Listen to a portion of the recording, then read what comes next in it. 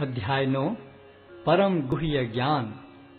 श्री भगवान ने कहा, हे अर्जुन, चूंकि तुम मुझसे कभी ईर्ष्या नहीं करते, इसलिए मैं तुम्हें यह परम गुह्य ज्ञान तथा अनुभूति बतलाऊंगा, जिसे जानकर तुम संसार के सारे क्लेशों से मुक्त हो जाओगे। यह ज्ञान सब विद्याओं का राजा है, जो समस्त रहस्यों में सर्वाधिक गोपनीय है। यह परम शुद्ध है, और चूंकि यह आत्मा की प्रत्यक्ष अनुभूति कराने वाला है, अतः यह धर्म का सिद्धांत है। यह अविनाशी है और अत्यंत सुखपूर्वक संपन्न किया जाता है। हे परंतप, जो लोग भक्ति में श्रद्धा नहीं रखते, वे मुझे प्राप्त नहीं कर पाते। अतः वे इस भौतिक जगत में जन्म मृत्यु के मार्ग पर वापस आते रहते हैं। यह संपूर्ण जगत मेरे अव्यक्त रूप द्वारा व्याप्त है। समस्त जीव मुझ में हैं, किंतु मैं उनमें नहीं हूँ। तथापि मेरे द्वारा उत्पन्न सारी वस्तुएं मुझ में स्थित नहीं रहती। जरा मेरे योग ऐश्वर्य को देखो। यद्यपि मैं समस्त जीवों का पालक हूँ और सर्वत्र व्याप्त हूँ, लेकिन मैं इस विराट अभिव्यक्ति का अंश नहीं हूँ, क्योंकि मैं सृष्टि का कारण स्वरूप हूँ। जिस प्रकार सर्वत्र प्रवहमान प्रबल वायु सदैव आकाश में स्थित रहती है, उसी प्रकार समस्त उत्पन्न प्राणियों को मुझ में स्थित जानो। हे कुंती पुत्र, कल्पकांत होने पर सारे प्राणी मेरी प्रकृति में प्रवेश करते हैं, और अन्य कल्प के आरंभ होने पर मैं उन्हें अपनी शक्ति से पुनः उत्पन्न करता हूँ। संपूर्ण विराट जगत मेरे अधीन है। यह मेरी इच्छा से बारंबार स्वतः प्रकट होता रहता है और मेरी ही इच्छा से अंत में विनष्ट होता है। हे धनंजय, ये सारे कर्म मुझे नहीं बांध पाते हैं। मैं उदासीन की भांति इन सारे भौतिक कर्मों से सदैव विरक्त रहता हूँ। हे कुंती पुत्र, यह भौतिक प्रकृति मेरी शक्तियों में से एक है और मेरी अध्यक्षता में कार्य करती है, जिससे सारे चर तथा अचर प्राणी उत्पन्न होते हैं। इसके शासन में यह जगत बारंबार सृजित और विनष्ट होता रहता है। जब मैं मनुष्य रूप में अवतरित होता हूँ, तो मूर्ख मेरा उपहास करते हैं। वे मुझ परमेश्वर के दिव्य स्वभाव को नहीं जानते। जो लोग इस प्रकार मोहग्रस्त होते हैं, वे आसुरी तथा नास्तिक विचारों के प्रति आकृष्ट रहते हैं। इस मोहग्रस्त अवस्था में उनकी मुक्ति आशा, उनके सकाम कर्म तथा ज्ञान का अनुशीलन सभी निष्फल हो जाते हैं। हे पार्थ, मोहमुक्त महात्मा जन दैवी प्रकृति के संरक्षण में रहते हैं। वे पूर्णतः भक्ति में निमग्न रहते हैं, क्योंकि वे मुझे आदि तथा विनाशी भगवान के रूप में जानते हैं। ये महात्मा मेरी महिमा का नित्य कीर्तन करते हुए, दृढ़ संकल्प के साथ प्रयास करते हुए, मुझे नमस्कार करते हुए भक्ति भाव से निरंतर मेरी पूजा करते हैं।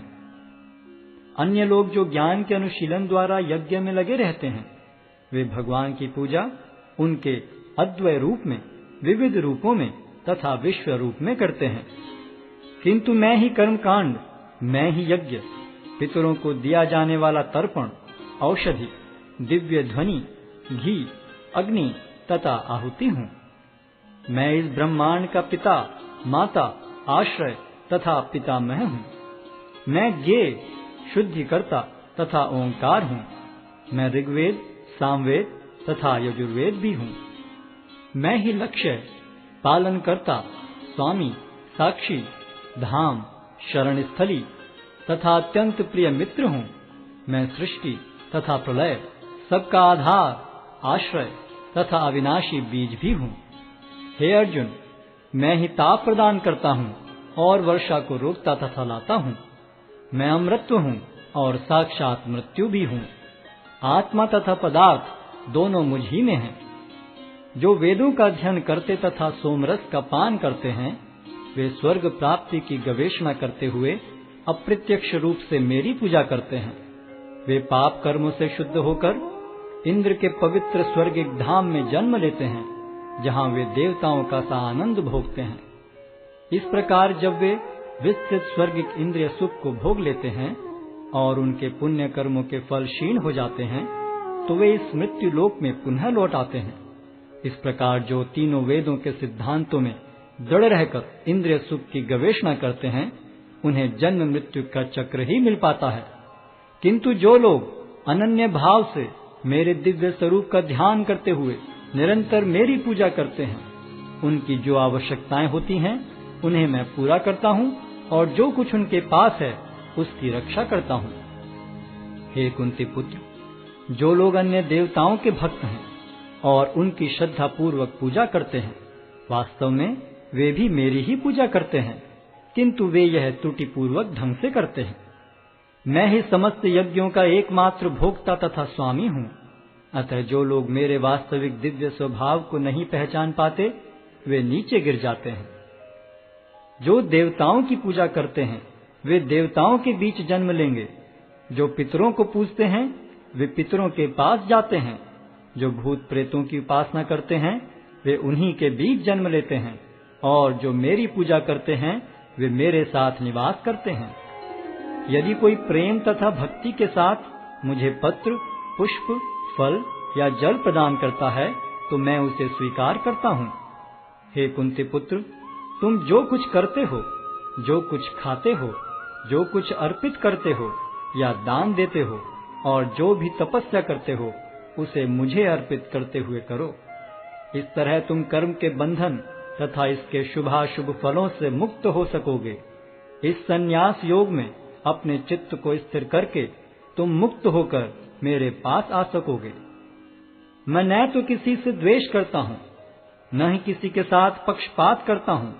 मैं सबों के लिए समभाव हूँ, किंतु जो भी भक्ति पूर्वक मेरी सेवा करता है वह मेरा मित्र है, मुझ में स्थित रहता है और मैं भी उसका मित्र हूँ। यदि कोई जघन्य से जघन्य कर्म करता है, किंतु यदि वह भक्ति में रत रहता है तो उसे साधु मानना चाहिए, क्योंकि वह अपने संकल्प में अडिग रहता है। वह तुरंत धर्मात्मा बन जाता है और स्थायी शांति को प्राप्त होता है। हे कुंती पुत्र, निडर होकर घोषणा कर दो कि मेरे भक्त का कभी विनाश नहीं होता है। हे पार्थ, जो लोग मेरी शरण ग्रहण करते हैं वे भले ही निम्न जन्मा स्त्री, वैश्य तथा शूद्र क्यों न हो, वे परम धाम को प्राप्त करते हैं। फिर धर्मात्मा ब्राह्मणों, भक्तों तथा राज ऋषियों के लिए तो कहना ही क्या है। अतः इस क्षणिक दुख में संसार में आ जाने पर मेरी प्रेमा भक्ति में अपने आप को लगाओ। अपने मन को मेरे नित्य चिंतन में लगाओ। मेरे भक्त बनो, मुझे नमस्कार करो और मेरी ही पूजा करो। इस प्रकार मुझ में पूर्णतः तल्लीन होने पर तुम निश्चित रूप से मुझको प्राप्त होगे।